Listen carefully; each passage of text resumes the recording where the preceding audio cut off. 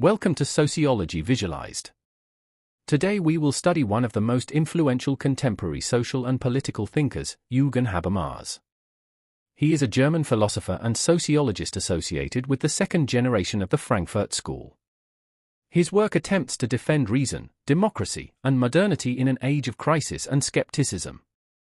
Habermas asks a central question: can rational communication become the foundation of a just and democratic society? Intellectual background. Jürgen Habermas was born in 1929 in Germany.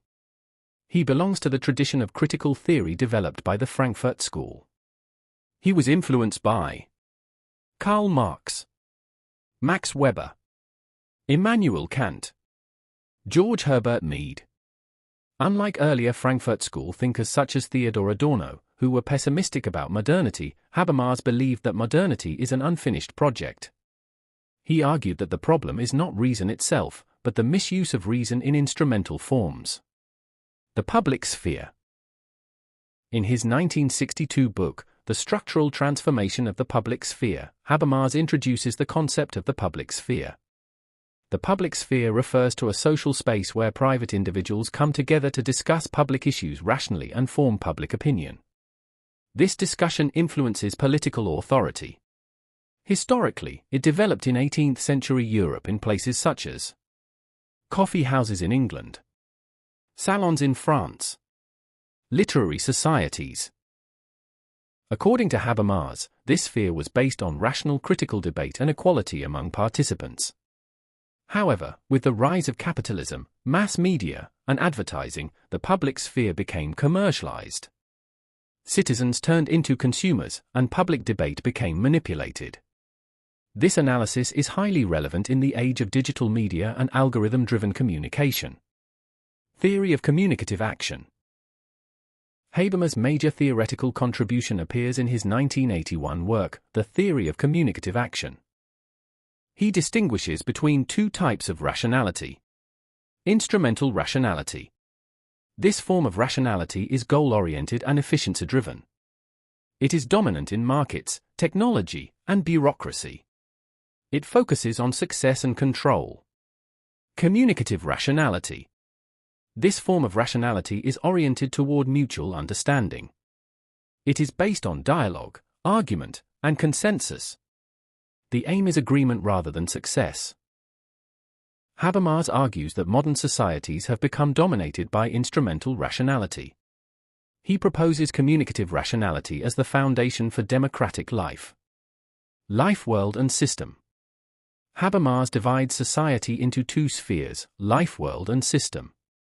Lifeworld refers to family, culture, traditions, shared meanings, personal identity.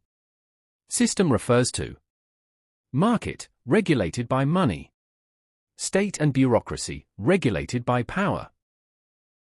Habermas argues that in modern society, the system colonizes the life world. Economic and bureaucratic logic enter personal and cultural spaces. Education becomes market-oriented. Healthcare becomes profit-driven. Relationships become transactional. This process weakens democratic communication and social solidarity. Knowledge and human interests. In Knowledge and Human Interests, Habermas argues that knowledge is not neutral. Every form of knowledge is guided by human interests. He identifies three types of knowledge. Technical knowledge, driven by the interest in control. Practical knowledge, driven by the interest in mutual understanding. Emancipatory knowledge, driven by the interest in freedom and liberation from domination. Critical theory belongs to the emancipatory category. It seeks to expose domination and enable freedom. Discourse Ethics. Habermas develops discourse ethics as a moral theory based on communication. A norm is valid only if all affected individuals can participate in discussion. Everyone has equal opportunity to speak. There is no coercion.